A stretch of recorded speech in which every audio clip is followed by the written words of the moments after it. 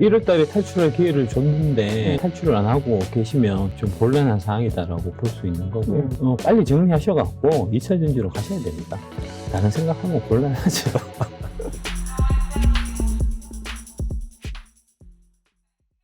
안녕하십니까. 예민수의 경제토크 시작합니다. 주식시장이 지수는 못 오르는 것 같지만 종목별로는 시세가 엄청나게 나고요. 그 중심에 또 2차 전지가 있는데요. 2차 전지의 전도사이시죠. 금양의 박순혁 이사님과 여러 관련된 이야기 하겠습니다. 먼저 지금 시장에 관한 판단부터 좀 여쭤보도록 하겠습니다. 이사님 어서 오십시오. 예, 안녕하십니까. 사실 미국이나 우리나 주가는 지금 못 오르고 있는 상황인데요. 우리가 종목이나 2차 전지 얘기는 따로 하겠지만 지수는 좀 갇혀있는 흐름들인데 여전히 물가, 긴축 이런 거에 대한 우려들이 있는 것 같은데요. 물가 문제는 언제쯤 이제 좀 걱정을 떨쳐버릴까요? 아직은 우려를 해야 될 상황인가요? 물가 자체를 사실 걱정할 이유는 없는데 이제 문제는 물가를 잡기 위한 이제 고금리 정책. 이제 그 부분이 계속 된다는 사실이 사실은 이제 중요한 팩터가 될 거고요. 그러면은 이제 고금리에 취약한 업종이 있을 테고, 업종이나 기업이 있을 테고, 고금리여도 별 상관없는 회사가 있을 테니까, 이제 그런 부분들을 좀 잘 구분해서 투자를 하셔야 되는 시점이 아닌가 싶고요. 그래서 결국은 결론적으로는 이제 2차 전지를 사야 된다. 이제 그런 거죠. 딴 거 다 팔고. 그런 거죠. 딴 거 다 팔고. 기승전. 그럼 2차 전지는 그럼 물가가 오르는 국면에 인플레이션에 상관이 적은 섹터란 말입니까? 물가 상승이 아주 유리한 섹터인 거죠. 그러니까 이제 70년대 데이터를 한번 보시면 70년대 시장, 70년대, 80년대가 이제 인플레이션이 많이 있었던 시장이니까 그때를 보면은 이제 시장이 지수 기준으로 해서는 안 좋았다라고만 생각하실 텐데 그 안에 내면을 들여다보시면 70년대, 80년대에 주가가 아주 많이 올랐던 업종들이 있습니다. 대표적으로 원자재 관련주가 그렇습니다. 이제 당연히 인플레이션이니까 그렇겠죠. 이제 광물이라든지 석유라든지 이런 것들이 많이 올랐을 테고요. 이게 이제 2차 전지에 대해서 제가 말씀드리지만 그 2차 전지 쪽에서 특히 양극재 회사들 같은 경우는 리튬, 니켈, 코발트 이런 가격들이 그대로 이제 가격에 다 오르면 가격에 전가를 시키더만요. 그렇습니다. 그래서 이제 가격이 오르면 오를수록 유리한 거잖아요. 그 양극재도 전가가 가능하고 배터리도 전가가 가능하니까 이게 물가가 오르는 국면에서는 2차 전지가 너무나 좋은 거고요. 그 반면에 최근에 1월 달에 이제 장을 좀 뜨겁게 달궜던 챗 GPT 같은 주식들, 그 다음에 반도체, 이런 것들을 빨리 팔아야 되는 상황인 거죠. 챗 GPT 같은 경우, 관련주 같은 경우에 국내에서 이제 거래되고 있는 챗 GPT가 AI가 세상을 바꾼다는데, 지금. 팔라고 그러세요. 택도 없는 소리입니다. 그게 이제 그런 형태로 해서 세상을 바꾸려고 하면 일단 기본적으로 바꾸기 전에 펀딩부터 제대로 돼야 될까요? 이제 이 자금이 들어와야 그렇습니다. 그러니까 이제 대표적으로 최근에 1월 달에 6, 7배씩 올랐던 이제 코난 테크놀로지라든지 이제 솔트룩스 같은 이제 AI주 그런 주식들이 보면 다 적자예요. 이제 그런 적자 회사들이 계속해서 이제 AI 관련해갖고 이제 투자를 계속하기 위해서는 당연히 자금 지원이 있어야 될 텐데 지금 같은 고금리 상태에서는 자금 지원이 어려울 테고, 그 당연히 그러면은 성과를 앞으로 내기가 어려워지는 거잖아요. 이거는 이제 작년 같은 경우에 우리 바이오 업체들이 상당히 좀 위기 상황에 많이 몰렸었던 거. 그 다음에 건설주들 같은 경우, 이제 그런 것들이 상당한 위기 상황에 몰렸었던 거하고 이제 같은 맥락이라고 보시면 될 거고요.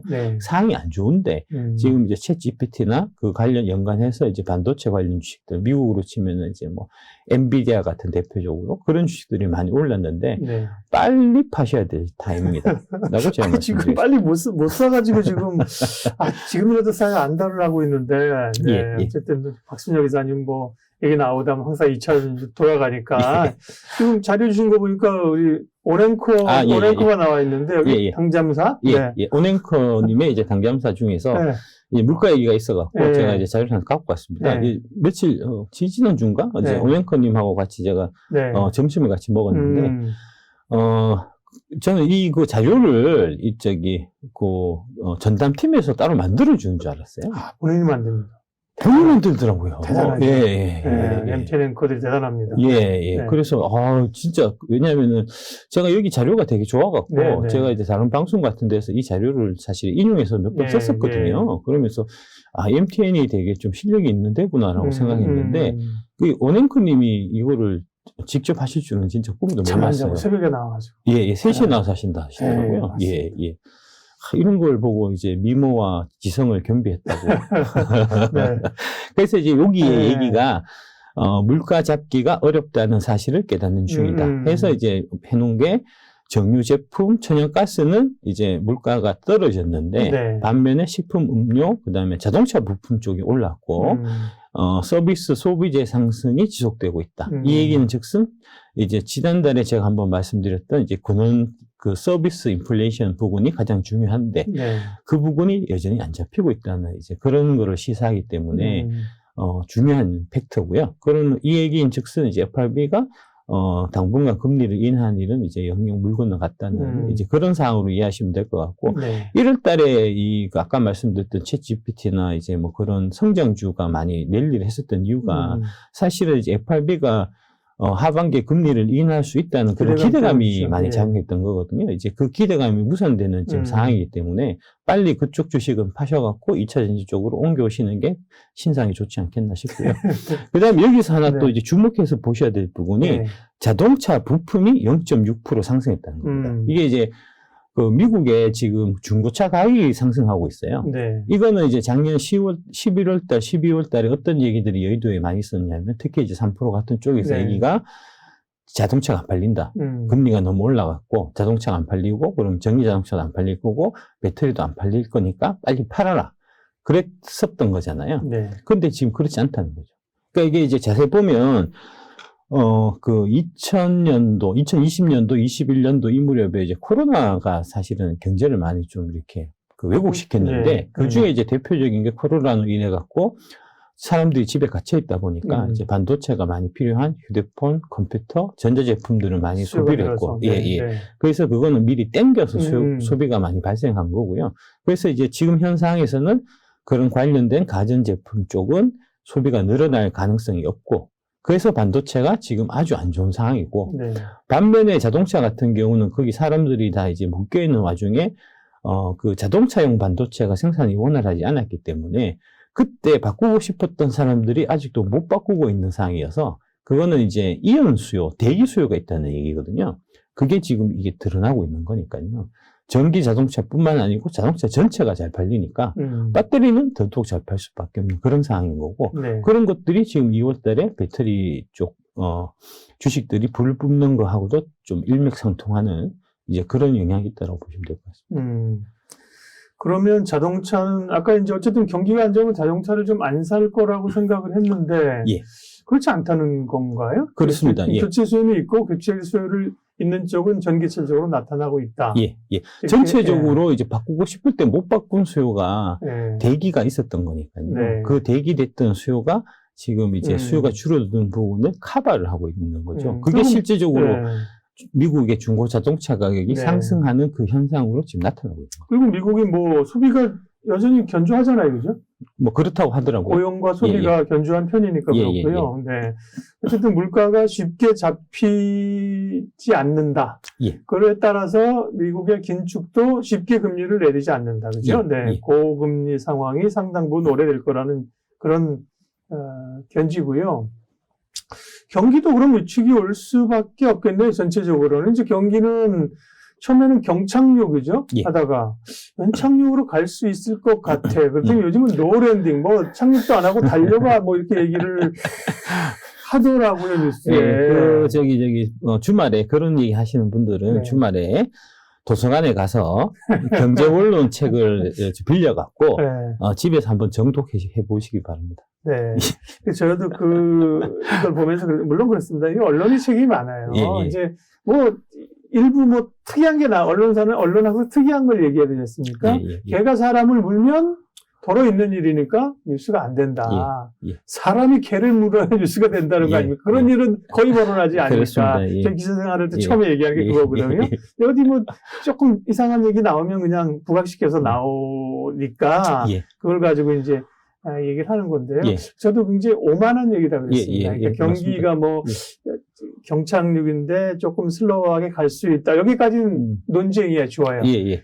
뭐 노랜딩으로 간다. 그래서 항상 시장은 그럴 때 예. 뒤통수를 친다. 예, 예. 조심해야 된다. 예, 예. 그런 얘기를 좀 예. 했었습니다. 그러니까 이제 경기 순환의 특성에 대한 네. 기본적인 공부가 없이 그냥 지 머리에서 나오는 걸 막 내뱉는 거예요. 지금 상황이. 지금 대한민국의 증권 방송이나 증권 채널의 수준이 진짜 한심한 거고요. 그런 얘기를 일부 이제 뭐 애널리스트나 이제 증권사 쪽에서도 그런 얘기를 한다는 거는 네. 지금 심각한 이 여의도의 수준 저하 현상이 제가 이제 그 여의도의 뭐랄까 선배들 입장에서 보면 네. 한심합니다. 한심해. 네. 그건 마치 이런 거. 이사님 애널리스트를 예, 예, 예. 그만두셔서 그래요. 그거 되게 계셨어요. 그거는 이제 제가 봐서는 그 올해 한 12월 달, 작년 한 12월 달 네, 네. 이제 겨울이 막 시작할 무렵에 별로 안 추웠어요. 네. 그래서 별로 안 추운 거 보니까 올해 겨울은 안 춥고 지나가겠네? 라고 아. 생각했던 거랑 마찬가지입니다. 추웠죠. 예, 예, 12월에 조금 안 춥다가 이러다니까 제대로 추웠죠. 경기란 건 그런 거거든요. 언론 문제라니까요. 물론 애널리스트들은 물론 이건 있어요. 이제 애널리스트를 하셔서 아시겠지만 예, 예. 사실 애널리스트들은 약간 그 리서치를 하니까 현장의 사정들을 모르니까 사실 주가를 뭐 목표가 이렇게 올려놓고 잘 안 가고 뭐 이런 것도 있는데 예, 예. 뭐 근데 언론이 문제라니까. 제가 진짜 어제 그런 기사가 있었습니다. 예를 들면 SM이 요즘 주가 변동성이 크잖아요. 예, 예, 예. 근데 뭐 대학생이 뭐 있는 돈을 털어갖고 500만 원, 5천만 원이었나? 대학생이 5천만 원 투자했다가 쪽박 났다. 이 마치 시장의 책임인 것처럼, 이 기업의 책임인 것처럼. 예, 예. 투자한 사람이 잘못된 거지. 그거를 변동성 그렇게 큰 주식을 대학생이 몇백만 원어처럼 투자하는 게 이상한 거 아니에요? 맞습니다. 그 뉴스를 맞습니다. 마치, 예. 이렇게 소비자들이, 예. 투자자들이 피해를 보고 있다는 것처럼 뉴스를 쓰니까 사람들은 공감하잖아요. 예, 그죠? 예, 예. 이 문제예요. 우리가 왜 이제 얘기를 하고 있는지 모르겠지만 어쨌든 그러면 섹터 얘기는 또 2차 전지 하겠지만 시장 전체적으로는 그러면 지금 상반 1, 2월을 지나는데 굉장히 뜨거웠다. 예. 네. 시장에 대한 판단은 어떠세요? 1월 달에 탈출할 기회를 줬는데 이제 탈출을 안 하고 계시면 좀 곤란한 상황이다라고 볼 수 있는 거고요. 빨리 정리하셔갖고 2차 전지로 가셔야 됩니다. 네. 답은 많은데 네. 자꾸 다른 생각하면 곤란하죠. 그러면 아까처럼 세계 경제 자체는 뭐 노랜딩이 아니라 사실은 뭐 어떤 단계이지만 침체 과정을 겪고 있는 건데 그 이제 말씀은 뭐 경기가 좋다는 게 아니라 분명히 안 좋은 흐름인데 그거를 이길 수 있는 섹터 가운데 대표적인 게 2차 전지니 2차 전지 쪽으로 집중을 하자. 예. 그러니까 이제, 이게 평균의 함정에 빠지시면 안 되는 네. 거예요. 이제 지수가 떨어진다고 해서 모든 종목, 모든 업종이 다 떨어지는 게 아닙니다. 네. 지수가 떨어져도 어떤 특정 업종이나 특정 기업이, 장사가 너무 잘 돼갖고 이익이 쭉쭉 늘어나면 남들 다 떨어지는데 오히려 올라갈 수 있는 거거든요.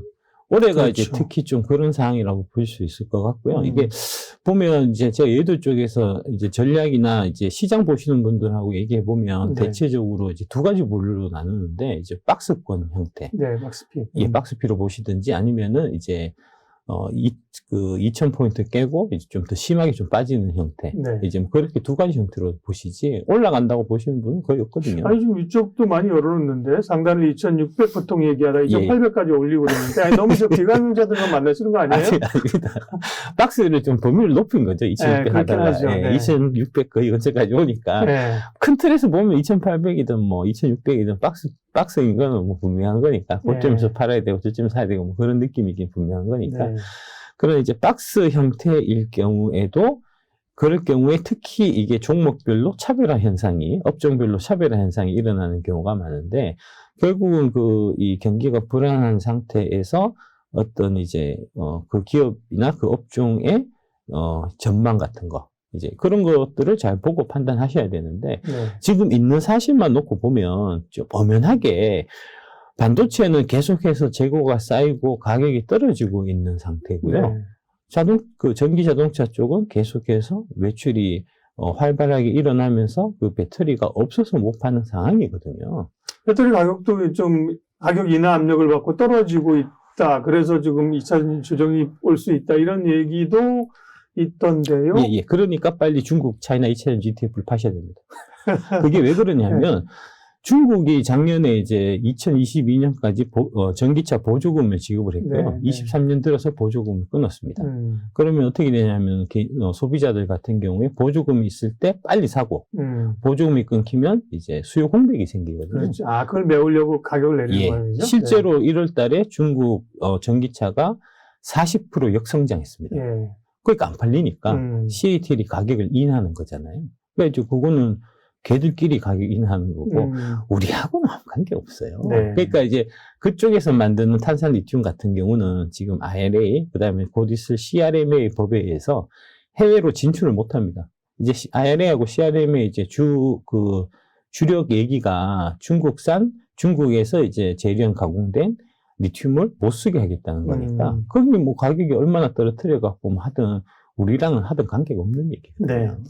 물가, 경기, 그 다음에 또 유망 섹터에게는 결국은 뭐 2차전지이고요. 2차전지 말고 뭐 다른 걸 여쭤보려면 2차전지만 얘기하셔서 이게 박 이사님 이거 딴 건 딴 데 가서 물어봐. 딴 데 가서 물어보고 나는 내가 이 길을 가르치고 있는데 왜 딴 걸 들이대냐. 그래서 뭐 여쭤볼 게 없고요. 시장에 대한 판단부터 살펴봤습니다. 예. 박순혁 이사님 함께 하고 있습니다. 고맙습니다. 예. 네.